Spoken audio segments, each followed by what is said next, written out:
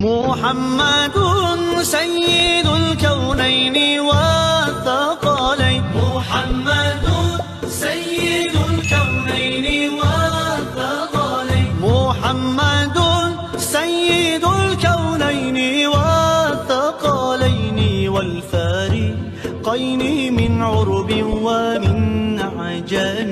مولاي صل وسلم دائما أبدا على حبيبك خير الخلق كلهم.